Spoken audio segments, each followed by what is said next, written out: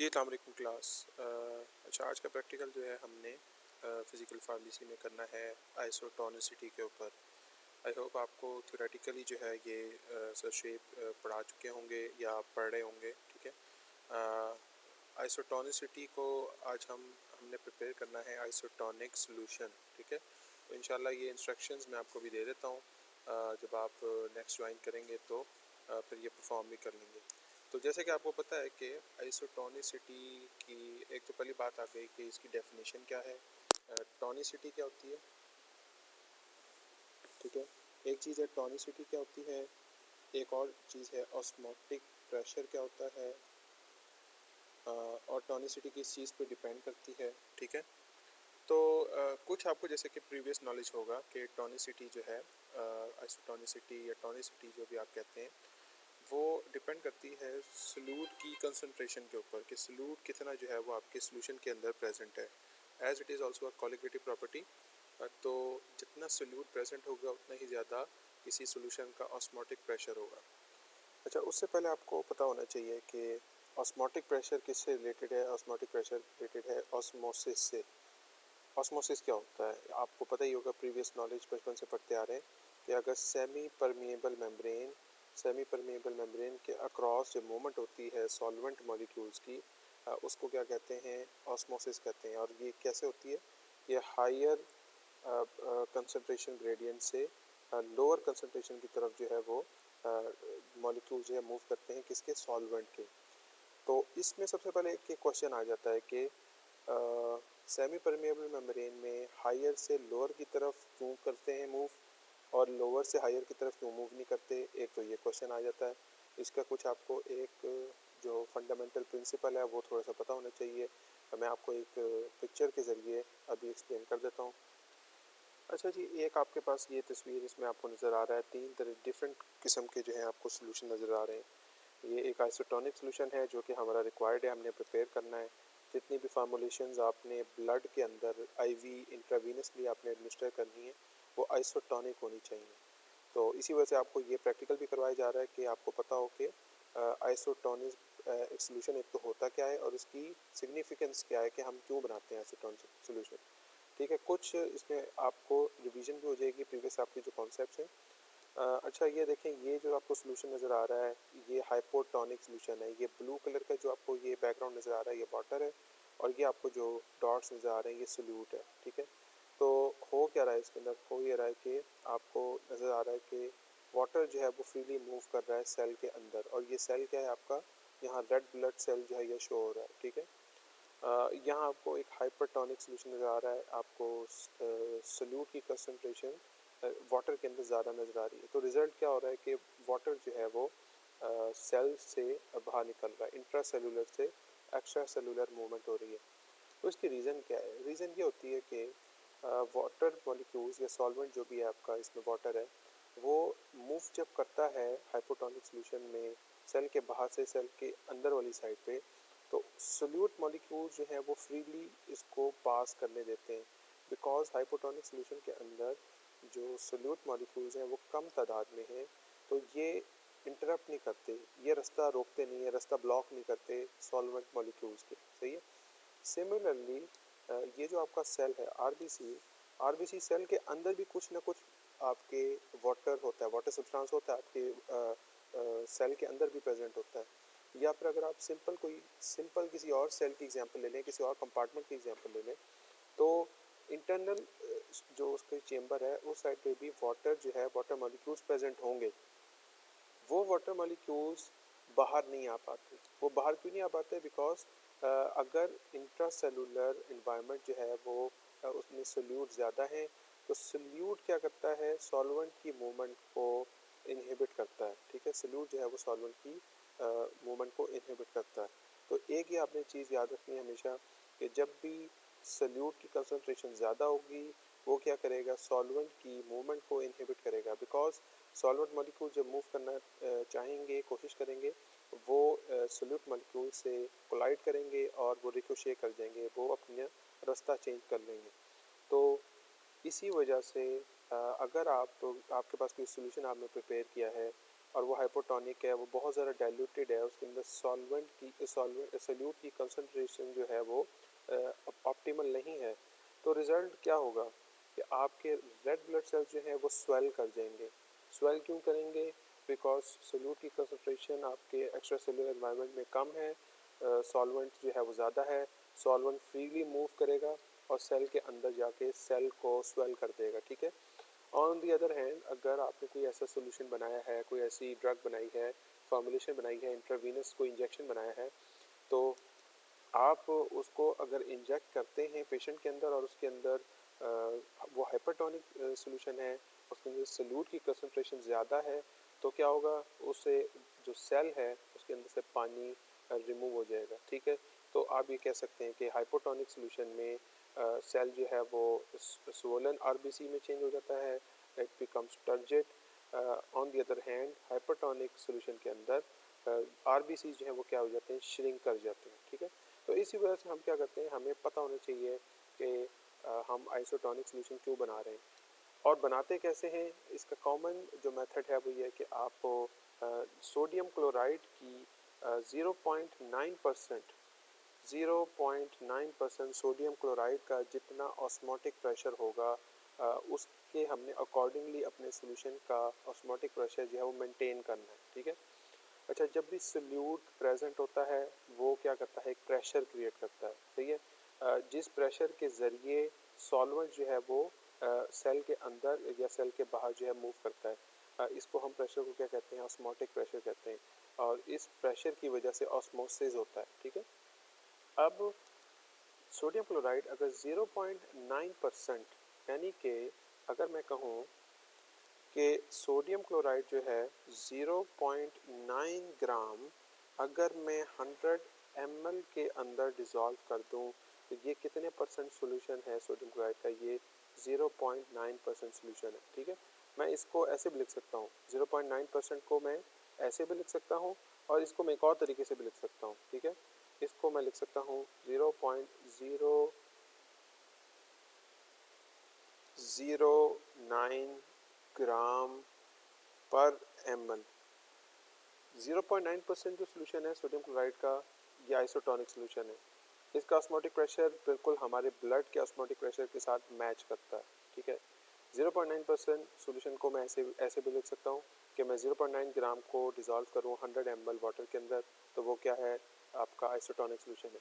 या मैं उसको ऐसे भी लिख सकता हूँ, ये सेम चीज़ है, मैंने ml पर 100 ml को पर ml में मैंने चेंज कर दिया, तो 0.009 ग्राम पर ml अगर मैं ऐड करूँगा तो वो भी आपका क्या है, आपका आइसोटोनिक सोल्यूशन है। अब नेक्स्ट चीज़ आ जाती है कि आपके पास कोई एक, तो अगर मैं आपको प्रैक्टिकल है, सिंपल प्रैक्टिकल है कि prepare the isotonic solution of sodium chloride, तो आप कैसे प्रिपेयर करेंगे? सिंपल, आपको क्या क्या प्रेटर चाहिए, वेइंग बैलेंस चाहिए और आपको मेजरिंग सिलेंडर चाहिए और आपको डिस्टिल वाटर चाहिए, ठीक है। इंग्रेडिएंट्स आपको पता है क्या चाहिए, सोडियम क्लोराइड चाहिए, जस्ट आपने वे करना है, इतने ग्राम पर एमएल में डाल दें या 100 ml में डाल दें, तो आपका क्या प्रिपेयर हो जाएगा, आइसोटोनिक सोल्यूशन प्रिपेयर हो जाएगा। लेकिन आपको हर दफ़ा जब अगर आप किसी फार्मेसी में काम कर रहे हैं तो आपको हर दफ़ा सिंपल ये आइसोटोनिक सोल्यूशन बनाने के लिए नहीं आएगा, ठीक है। आपके पास फॉर एग्जांपल आप डिस्पेंसिंग फार्मेसी पे काम कर रहे हैं, यानी कि आपके पास कोई प्रिस्क्रिप्शन आई है, आपने मेडिसिन प्रिपेयर करके डिस्पेंस करनी है पेशेंट को, उसके अंदर कोई भी मेडिसिन हो सकती है, ठीक है। हम एग्जांपल ले लेते हैं, लेट्स से आपके पास एक प्रिस्क्रिप्शन आई है, प्रिस्क्रिप्शन जो है आपने प्रिपेयर करनी है, इसमें एफिड्रीन है 0.6 ग्राम और आपने टोटल फार्मूला बनाना है 200 ml। 200 ml आपने सोल्यूशन प्रिपेयर करना है, इसकी आपने सोल्यूशन प्रिपेयर करना है, सोल्यूशन प्रिपेयर करने के साथ साथ आपने इसको आइसोटोनिक भी जो है वो करना है, ठीक है। तो आपने ये डिस्पेंस करना है, 0.6 ग्राम का सोल्यूशन बनाना है, 200 ml सोल्यूशन, और उसको आपने आइसोटोनिक करना है, ठीक है। तो ये तो आपको शुरू में जो बताया था वो तो था सिंपल आइसोटोनिक सोल्यूशन कैसे बनाते हैं, अगर वाटर के अंदर खाली आपने सोडियम क्लोराइड ऐड कर दिया तो आइसोटोनिक सोल्यूशन आपका बन गया, ठीक है। अब आपके पास ये मेडिसिन डिस्पेंस करने के लिए आई है, इसको आप कैसे प्रिपेयर करेंगे, इसका आइसोटोनिक सोल्यूशन कैसे बनाएंगे, ठीक है।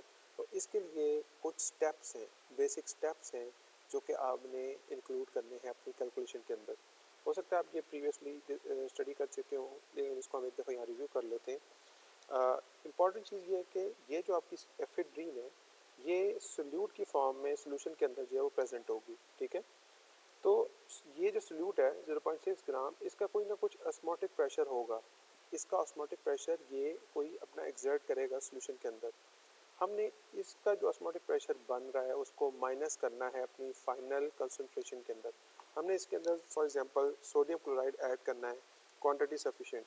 इसकी क्वांटिटी भी हमने कैलकुलेट करनी है कि सोडियम क्लोराइड कितना हमने ऐड करना है। टोटल जो अमाउंट हमारी होगी सोडियम क्लोराइड की, हमें पता है आइसोटोनिक बनाने के लिए कितना हमने ऐड करना होता है, वो 0.9 ग्राम या 100 ml के अंदर करना होता है। अगर आप 200 ml की बात करें तो इसको डबल कर लें तो ये कितना हो जाएगा, ये 1.8 ग्राम जो है 200 ml सोल्यूशन के अंदर आपका ये बन जाएगा आइसोटोनिक सोल्यूशन। लेकिन इस फार्मूले के अंदर, ये फार्मूला है हमारा, ठीक है, इस फार्मूले के अंदर हम 1.8 ग्राम ऐड नहीं करेंगे। 1.8 ग्राम क्यों ऐड नहीं करेंगे, बिकॉज इसके अंदर एफिड्रीन भी एडिड है, इसका भी अपना कुछ ऑस्मोटिक प्रेशर जो है वो एग्जर्ट हो रहा है। तो हमने इसकी कैलकुलेशन करनी है कि सोडियम क्लोराइड कितना ऐड करें कि ये आइसोटोनिक बन जाए, ठीक है। तो सिंपल सी कैलकुलेशन है इसकी। इसके 2-3 स्टेप्स हैं जो कि आपने फॉलो करने हैं। सबसे पहले आपको एक चीज़ पता होनी चाहिए, क्वेश्चन में आपको या तो गिवन होगा या आपको कैलकुलेट करना चाहे तो कैलकुलेट भी कर सकते हैं, लेकिन मोस्ट ऑफ द टाइम आपको ये वैल्यू गिवन होती है। इसे कहते हैं ई वैल्यू, ई वैल्यू या फिर इक्विवेलेंट वैल्यू, ठीक है। इक्विवेलेंट वैल्यू क्या, इक्विवेलेंट वैल्यू ये कि हमने सोडियम क्लोराइड जो है वो ऐड करना है सोल्यूशन के अंदर और उससे ऑस्मोटिक प्रेशर जो है उसको मेंटेन करना है। अब एफिड्रीन की ई वैल्यू या sodium chloride equivalent value, ephedrine की सोडियम क्लोराइड इक्विवेलेंट वैल्यू जो है वो आपको क्वेश्चन में गिवन होगी, ठीक है। अगर नहीं गिवन तो इसका एक फार्मूला है कैलकुलेट करने के लिए। कैसे करते हैं कैलकुलेट, फार्मूला सिंपल ही है, एक सेकंड में आपको बता देता हूँ। ये इसका फार्मूला है, ई वैल्यू किसके बराबर होती है, ये वैल्यूज़ आपको अगर कैलकुलेट करने को आ जाए तो आपको ये कैलकुलेट भी कर सकते हैं। ई वैल्यू होती है 58.5 multiply by I value divided by molecular weight into 1.8, ठीक है। अब हम ये चेक कर लेते हैं कि मैं आपको बता देता हूँ कि आई वैल्यू क्या होती है और ये मॉलिक्यूलर वेट आपको तो पता है क्या है। अच्छा, इस जगह आपका मॉलिक्यूलर वेट आ जाएगा एफिड्रीन का। मॉलिक्यूलर मॉलिक्यूलर वेट इसका है एफिड्रीन का, मॉलिक्यूलर वेट इसका है एफिड्रीन का 165.23 ग्राम पर मोल, ठीक है। ये आपको वैल्यू जो है ये मिल जाएगी डाटा से, डाटाबेस में आपसे इसे कलेक्ट कर लें। वैसे तो मैं आपको बता रहा हूँ ई वैल्यू जो है वो आपको गिवन होगी, लेकिन अगर ई वैल्यू गिवन नहीं है तो उसका भी आपको सिंपल एक फार्मूला है वो पता होना चाहिए। मॉलिक्यूलर वेट एफिड्रीन का आप मॉलिक्यूलर वेट फाइंड आउट कर लें। उसके बाद आई क्या है, आई है, आई कहते हैं आयोनाइजेशन कांस्टेंट, यानी कि सिंपली ये कह लें आपके एक जो आपका एफिड्रीन का मॉलिक्यूल है वो जब सोल्यूशन में जाएगा तो कितने आयंस जो है वो बनाएगा, ठीक है। अगर हम एफिड्रीन का एक मॉलिक्यूल, एक मोल हम डाल दें वाटर के अंदर या सॉल्वेंट के अंदर तो वो कितने आयंस जो है वो प्रोड्यूस करेगा, ठीक है। तो अगर हमारे पास एफिड्रीन जो है वो एक आयंस के अंदर डिसोसिएट होती है तो आई की वैल्यू होगी आपके, अगर फॉर एग्जांपल एफिड्रीन जो है वो डिसोसिएट नहीं होती, उसके आयंस नहीं बनते, तो आई की वैल्यू क्या होगी, आई होगा 1, ठीक है। लेकिन अगर वो दो आयंस में डिसोसिएट होता है तो आई की वैल्यू होगी 1.8। सिमिलरली अगर वो तीन आयंस में डिसोसिएट होता है तो आई की वैल्यू क्या होगी, वो होगी, इसके अंदर आप 0.8 प्लस कर दें तो 2.6। असल में बात क्या है, ये 1.8 2.6 ये 0.8 के इंक्रीमेंट के साथ क्यों आ रहा है, वो इस वजह से आ रहा है कि सोडियम क्लोराइड जो है जब हम ऐड करते हैं वाटर के अंदर तो सोडियम क्लोराइड जो है वो 0.8%, सॉरी वो सोडियम क्लोराइड जो है वो 80% जो है वो आयनाइज होती है सोडियम क्लोराइड वाटर के अंदर, ठीक है। तो अगर ये वाटर के अंदर 80% आयनाइज हो रही है और हम इसका इक्वली निकालना चाह रहे हैं, तो अगर एक आयन या आयन्स में कोई डिसोसिएट नहीं हो रहा तो क्या होगा, आप आई की वैल्यू 1 इंक्लूड करेंगे।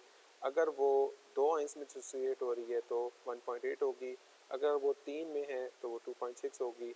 इसी तरीके से आप 4 में इसमें प्लस कर लें 0.8 तो आपको आई की वैल्यू आ जाती है 3.4, ठीक है। तो इस तरीके से आप ये आप इसे कैलकुलेट कर सकते हैं।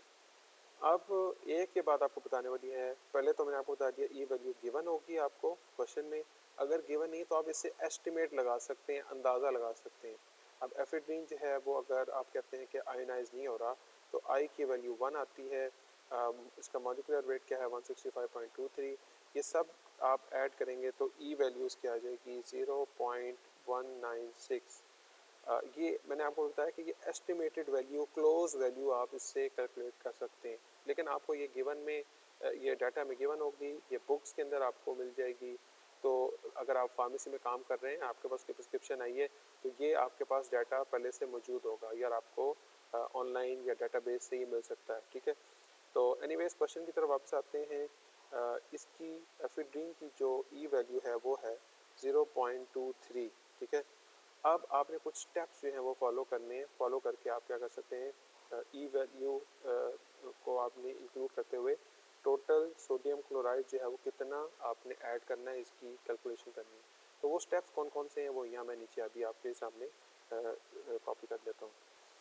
तो ये स्टेप्स हैं जो आपने फॉलो करने हैं। सबसे पहले आपने क्या करना है कि आपने इमेजिन करना है कि ये इस पूरे सोल्यूशन में जो आपको प्रिस्क्रिप्शन आई है, ये पूरा सोल्यूशन आपने सिर्फ 0.9% सोडियम क्लोराइड के हिसाब से आपने आइसोटोनिक बनाना है, ठीक है। आपने शुरू में इमेजिन करना है कि जैसे इसमें कोई और सोल्यूट नहीं है, तो टोटल क्वांटिटी आपने गिन लेनी है कि कितनी क्वांटिटी आपने ऐड करनी है फॉर इन केस सिर्फ सोडियम क्लोराइड आप यूज़ कर रहे हैं, ठीक है। तो फर्स्ट स्टेप ये है आपका, फर्स्ट स्टेप में हम इसको टोटल क्वांटिटी को मल्टीप्लाई करेंगे और टोटल क्वांटिटी कैलकुलेट कर लेंगे। सेकंड स्टेप में क्या है कि आपने ई वैल्यू जो आपकी ड्रग की गिवन है उसको मल्टीप्लाई करना है वेट ऑफ द ड्रग के साथ, ठीक है। मॉलिक्यूलर वेट नहीं है, ये वेट है जो कि आपका प्रिस्क्रिप्शन के अंदर मैंशनड है। ये कितना है 0.6 ग्राम, ठीक है। तो उसके साथ आपने मल्टीप्लाई कर देना है ई वैल्यू को, तो ये आपका equivalent weight of the drug ये आपको मिल जाएगा। सोडियम क्लोराइड के इक्विवेलेंट वेट क्या है ये आपको मिल जाएगा ड्रग का, ठीक है। फिर नेक्स्ट स्टेप में आपने क्या करना है, स्टेप 3 में जो स्टेप 2 में आपके पास आंसर आया उसमें से आपने ये फर्स्ट स्टेप का जो है वो माइनस कर देना है, तो आपको सोडियम क्लोराइड का टोटल क्वांटिटी मिल जाएगी, आपने कितनी ऐड करनी है इसको भी हम अभी देख लेते हैं। फॉर एग्जांपल ये क्वेश्चन है, इसको हम सॉल्व कर लेते हैं। सबसे पहले हमने निकालना है फर्स्ट स्टेप में टोटल वॉल्यूम ऑफ सॉल्यूशन, उसके अंदर कितना 0.9% के हिसाब से सोडियम क्लोराइड ऐड करना है। तो ये हमें पता है कि तो ये आपका स्टेप बन जाएगा, फर्स्ट स्टेप होगा आपने टोटल वॉल्यूम कितना है जो हमने प्रिपेयर करना है, तो हमने कहा यहाँ 200 ml है, ठीक है। तो आप क्या करेंगे, 200 को मल्टीप्लाई करेंगे अपनी जो हमने क्वांटिटी निकाली थी इस क्वांटिटी से हम मल्टीप्लाई करेंगे 0.09 ग्राम पर ml, ठीक है। तो टोटल हमारा ml है 200, तो 0.009 पर ml है, इसके साथ आप मल्टीप्लाई कर दें तो आंसर आपके पास आ जाएगा 1.8 ग्राम। 1.8 ग्राम अगर आप 200 ml के अंदर ऐड करते हैं तो ये आपका क्या बन जाता है, आइसोटोनिक सोल्यूशन बन जाता है। लेकिन अब हमने इसके अंदर एफिड्रीन भी ऐड की है, तो हम स्टेप 2 अब परफॉर्म करेंगे। स्टेप 2 में क्या है, आपने weight of the drug, weight of the drug क्या है 0.6 ग्राम लिया हुआ है और उसको आपने मल्टीप्लाई कर दिया उसकी ई वैल्यू के साथ जो कि 0.23, ये कितनी आ जाती है, ये आ जाती है 0.138 ग्राम, सही है।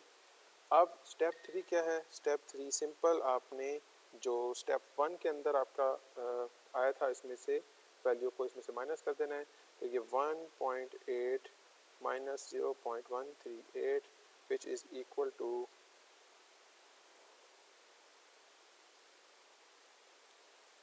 1 विच इज़ इक्वल टू, आप इसको कैलकुलेट कर लें, ये आ जाता है 1.662 ग्राम।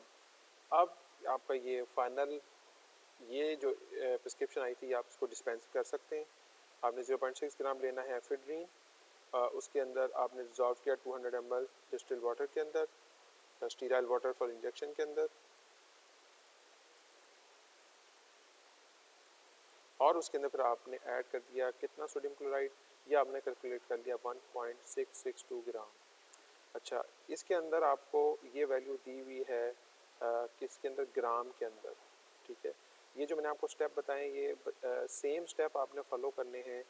एक और इसके अंदर, अगर क्वेश्चन के अंदर आपको ग्राम नहीं दिया हुआ, आपको फॉर एग्जांपल क्वेश्चन में परसेंटेज दी हुई है, लेट्स से उन्होंने लिखा हुआ है कि एफिड्रीन जो है वो कितने आपने ऐड करना है, वो आपने 2% सोल्यूशन जो है वो आपने इस्तेमाल करना है।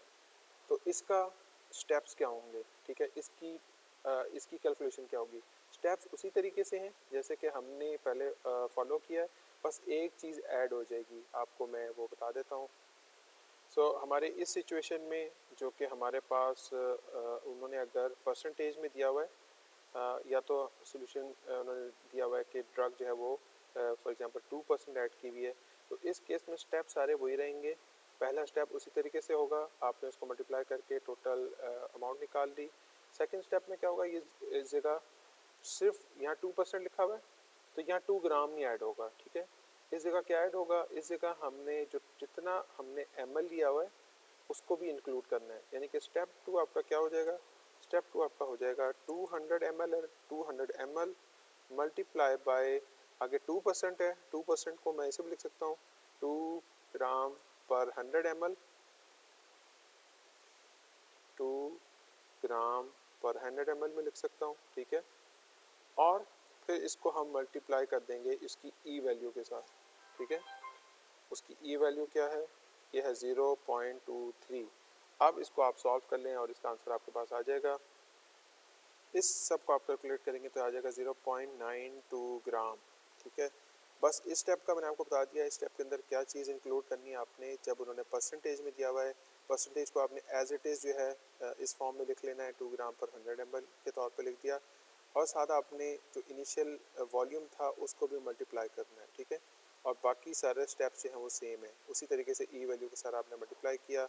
और फिर स्टेप 3 बिल्कुल सेम है कि आपने 1.8 में से 0.92 जो है वो आप माइनस कर लेंगे, आपके पास जो है वो आंसर आपका फाइनल ये आ जाएगा, ठीक है, जो कि है 0.88 ग्राम। तो 0.88 ग्राम आपने सोडियम क्लोराइड जो है इसके अंदर ऐड करना है, ठीक है।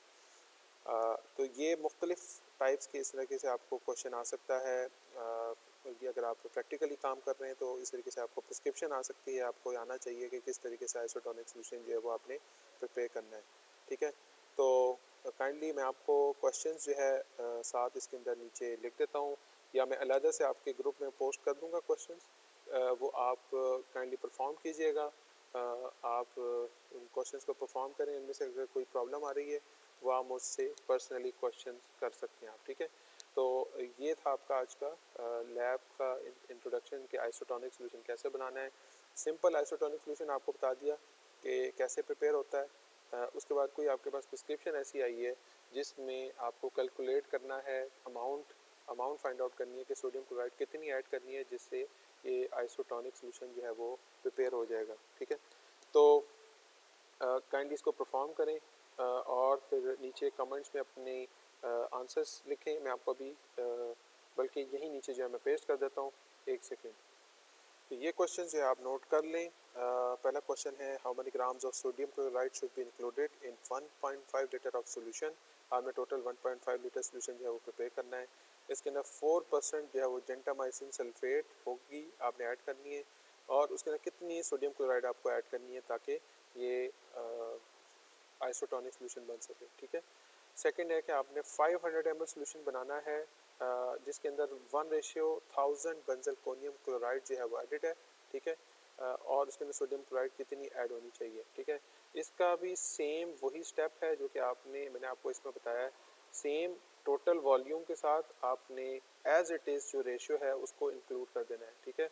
तो 1:1000 है तो उसका 1/1000 आपका 1/1000 ml जो है इसमें इंक्लूडेड हो जाएगा, ठीक है। सेम वही स्टेप है। ये आप काइंडली परफॉर्म करें, इसको सॉल्व करें, कमेंट्स में आंसर लिखें और अपना रोल नंबर लिखें, मैं आपकी अटेंडेंस इसमें मार्क कर दूंगा। कोई क्वेश्चन हो काइंडली मुझसे आप पूछ लीजिएगा, ठीक है बच्चे। अल्लाह हाफिज़।